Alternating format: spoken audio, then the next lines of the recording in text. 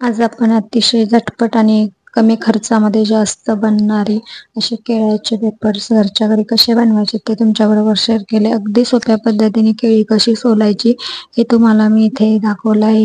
या केळीचा चीक हाताला चिटकू नये खास टिप्स पण इथे मी सांगितलेली आहे.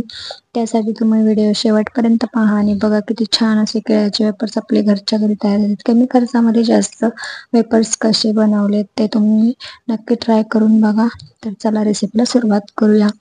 तर हे केळीचे वेफर्स बनवण्यासाठी मी ना कच्ची केळी घेतलेली आहे. आपल्याला अशी एकदम अशी कच्ची हिरवीगार अशी केळी आपल्याला इथे घ्यायची, पिकायला लागलेली केळी घ्यायची नाहीये.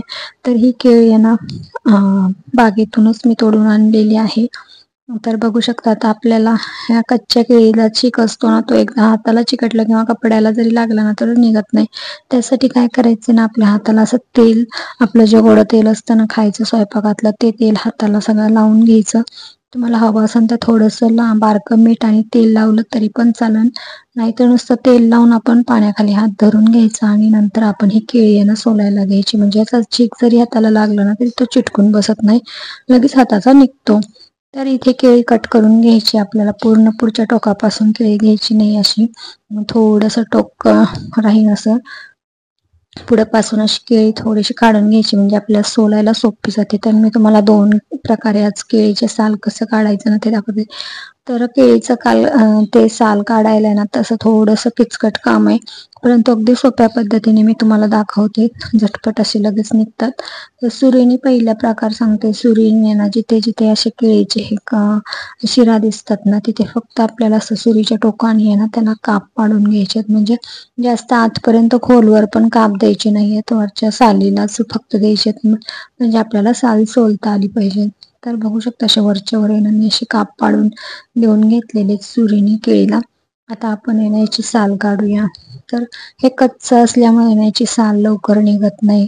एकदम अशी केळीला चिटकून बसलेली असते ना, थोडीशी जड जाते काढायला. तर असं थोडंसं टोक काढून घेतलं ना तर आपण जे काप दिलेले आहेत ना तिथून बरोबर हे साल असं निघून येतात. बघू शकता अशा प्रकारे तुम्ही केळीचं साल काढू शकताय. अशा प्रकारे ना हलके वरच्या वर सालीला जरी काप दिले ना तरी पण असं साल निघतं, परंतु हे पण थोडंसं किचकट असं आहे. तर पुढची जी पद्धत आहे ती सोपी आहे. तर साल काढून घेतले. हे साल काढलेली केळी ना आपण पाण्यामध्ये अशी ठेवायची, म्हणजे काळी पडत नाही आणि आपले चिप्स पण काळे पडत नाही. ही एक महत्वाची टिप्स आहे. तर दुसरी पद्धत म्हणजे आपलं जे हे दोडक्याचं किंवा बटाट्याची साल काढायचं आपलं जे यंत्र असतं ना, तर त्याने पण ह्याची साल झटपट निघून येते. इथे आपल्याला सुरी वगैरे काही वापरण्याची गरज नाही. तुम्ही अलगद अशी ह्याने साल काढू शकता. एकदम सोपी पद्धत आहे ही केळीचे साल काढण्याची. तर तुम्ही असं केळीचे साल झटपट काढून घेऊ शकता. तर मी पण अशाच ह्याने सगळे साल काढून घेतलेले आहे आणि झटपट असे केळीचे चिप्स बनवून घेतलेले आहेत. तर आपल्याला जेवढ्या केळीचे करायचे ना, मी अगोदर निम्म्या केळीचे साल काढून घेतलेले आहेत. एकदम पण सगळ्या केळी इथे सोलून ठेवलेल्या नाहीयेत मी, आपल्याला होईन असं घ्यायचे. तर मी यातल्या निम्म्या केळीचे सगळे साल काढून घेते आता आणि नंतर चिप्स करायला घेऊया. तर बघू शकता अशा प्रकारे मी निम्म्या केळीचे साल काढून घेतलेले आहेत. आता पाण्यामध्ये ठेवले होते. आता हे पाण्याने नक्की चांगलं स्वच्छ धुवून घ्यायचं, म्हणजे केळीला काळे काही कलर वगैरे थोडासा आला असेल तर तो निघून जातो. तर अशा प्रकारे सगळ्या केळी मी धुवून घेतल्यात आणि एका कॉटनच्या कपड्यावर टाकून आहे ना तर अशा कोरड्या करून घ्यायच्यात आपल्याला नंतर. तर बघू शकता अशा प्रकारे केळ्या पण मी कोरड्या करून ठेवलेल्या आहेत. आता एकीकडे गॅसवरती आपल्याला तेल तळण्यासाठी आपलं जे तेल असतं ते घेतलेलं आहे मी. चांगलं कडक करून घ्यायचं आपल्याला केळीचे चिप्स करण्यासाठी. आणि केळीच्या चिप्सला मीठ आणि एक ओरिजिनल येलो कलर यावा ना, म्हणून इथे मी ना मीठ घेतलेलं आहे. आता केळीच्या प्रमाणात तुम्ही मीठ घ्यायचे आणि हळद दोन्ही मिक्स करून घेऊन त्यात पाणी ओतून घ्यायचं. सगळ्याचे एक मिश्रण तयार करायचे. जास्त पातळ पण नाही करायचं, ही एक खास टिप्स आहे. तुम्ही जर इथे पाणी जास्त पाणी ओतलं ना तर आपण ते तेलात तडतड करतो, त्यामुळे हे मिश्रण असं थोडंसं घट्ट सरस ठेवायचं. बघू शकता मीठ आणि हळदीचं असं मी मिश्रण सरभरीत तयार करून घेतलेलं आहे.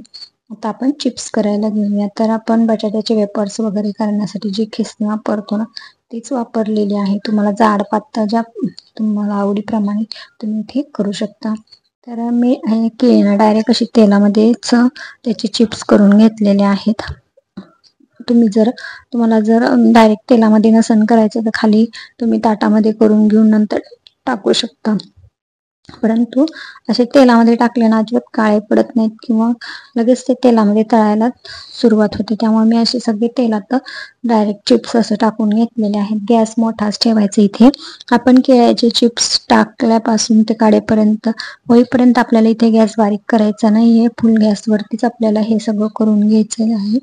तर थोड्या वेळ चिप्सला मी जरा तेलामध्ये सेट होऊन दिले आणि नंतर असे सुट्टे करून घेतले. एकावर एक पडलेले चिटकून बसू नये ना म्हणून असे सुट्टे करून घेतले. आणि आता चिप्स बघू शकता चांगले सेट झाल्यानंतर आहे ना आपण जे हळद आणि मिठाचं मिश्रण केलं ना ते याच्यावरती असं थोडंसं पसरून घ्यायचं. जास्त मीठ इथं वापरायचं नाही, नाहीतर मग चिप्स आपले खरट पण होतात. त्यामुळे मीठ तुम्ही इथे कमीच वापरायचे, जास्त मीठ वापरू नका. तर तेलामध्ये असं पाणी तुम्ही जर जास्त इथे पाणी टाकलं ना तर असं तेलात जास्त तडतड करताना, म्हणून इथे जास्त पाणी वापरायचं नाही असं मी तुम्हाला त्यासाठीच अगोदर सांगितलेलं. हे मिश्रण असं थोडंसं घट्टच ठेवून इथे टाकायचं. तर बघू शकता हळदीमुळे या चिप्सला पण किती ओरिजिनल असा येलो कलर आलेला आहे. जसे अगदी बाहेर मिळतात ना तसे आपले केळ्याचे चिप्स कुरकुरीत तयार होतात. तर हे फुल गॅसवरतीच करून घ्यायचं. आता थोडासा बघू शकता चांगले कडक झालेले आहेत. आता चिप्स असे थोडेसे कडक झाले की काढून घ्यायचे. जास्त पण आपल्याला इथे लालसर करायचे नाहीत किंवा करपवायचे नाहीत. तर मी असे सगळे असे जरा कडक चिप्स आपल्याला तळलेले वाटले की आपण इथे सगळे चिप्स आता काढून घ्यायचेत. गॅस कमी करायचा आणि चिप्स काढून घ्यायचे. बघू शकता किती छान असे आपले कुरकुरीत चिप्स तयार झालेले आहेत. अगदी सोपे करायला. तुम्ही उपासाच्या दिवशी जरी करायला घेतले ना तर अगदी 10 ते 15 मिनिटामध्ये हे केळ्याचे चिप्स तयार होतात. अगदी आपण 2-4 केळ्याचे करायचे म्हटलं ना तरी पण अगदी डिश भरून असे केळ्याचे चिप्स होतात. बाहेरून आणायचं म्हटलं तर 80-90 रुपये पावशेर आपल्याला हे केळीचे चिप्स विकत मिळतात ना. तर आपण 20-25-30 रुपयाची केळी जरी आणली तरी अगदी चांगल्या तेलामध्ये घरच्या घरी आपण भरपूर असे कमी पैशामध्ये जास्त चिप्स बनवू शकतो.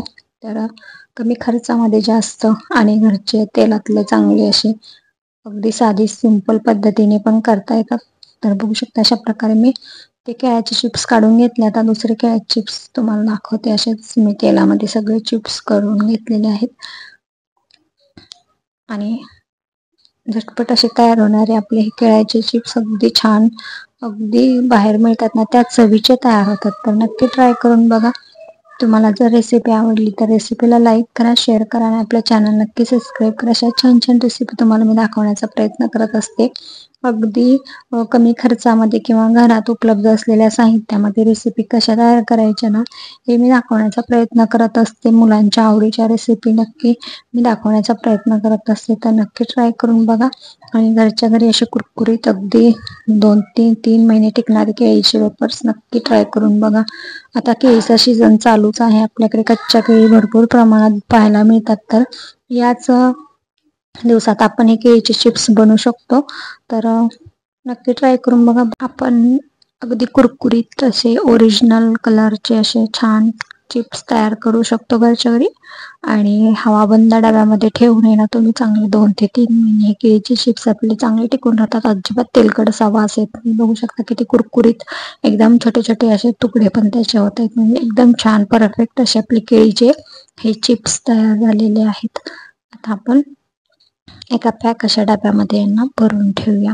तर हे आहेत मिठाचे चिप्स. तुम्हाला जसेच मसाला चिप्स करायचे असतील किंवा तिखटाचे चिप्स बनवायचे असतील तर यातले चिप्स आपण बाजूला काढून घ्यायचे आणि त्याच्यामध्ये लाल तिखट टाकायचं. तुम्हाला हवा असेल तर चाट मसाला उपवासासाठी पाहिजे असेल तर नुसतं लाल तिखट आपलं उपवासासाठी मिक्स करायचे गरम असताना आणि आपले तिखटाचे चिप्स तयार.